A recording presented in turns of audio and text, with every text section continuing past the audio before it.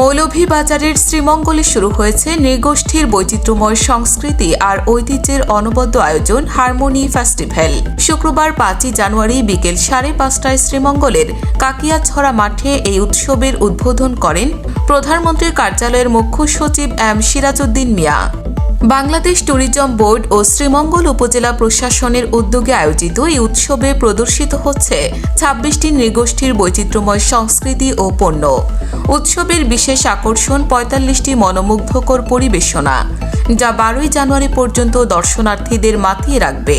উদ্বোধনী অনুষ্ঠানে সভাপতিত্ব করেন বাংলাদেশ ট্যুরিজম বোর্ডের প্রধান নির্বাহী কর্মকর্তা আবু তাহির মোহাম্মদ জাবের। স্বাগত বক্তব্য দেন মৌলভীবাজার জেলা প্রশাসক মোহাম্মদ ইসরাইল হোসেন।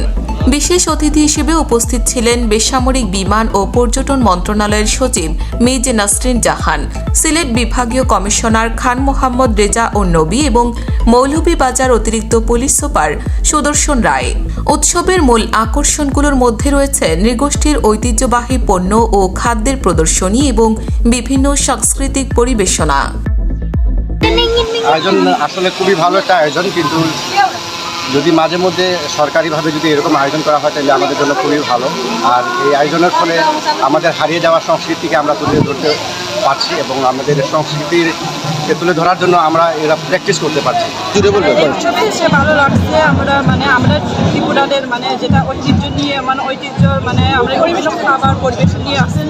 আজকে এখানে এসে অনেক ভালো লাগতেছে আমার, কারণ এখানে এসে আমি দেখতে পাচ্ছি অনেক জাতি জনগোষ্ঠীর যে জীবনধারা আজকে এখানে লাইভ তুলে ধরা হয়েছে। বেসামরিক বিমান এবং ট্যুরিজম পর্যটনের উদ্যোগে 3 দিনব্যাপী যে উৎসব হচ্ছে, এই উৎসবে যারা যারা অংশগ্রহণ করেছে ক্ষুদ্র নৃগোষ্ঠী, তার মধ্যে বৃহৎ একটি অংশ চা জনগোষ্ঠীর যে সমস্ত ক্ষুদ্র নৃগোষ্ঠীগুলি আছে, অনেক অংশেই তারা এখানে আজকে অংশগ্রহণ করতে যাচ্ছে 3 দিনব্যাপী অনুষ্ঠানে।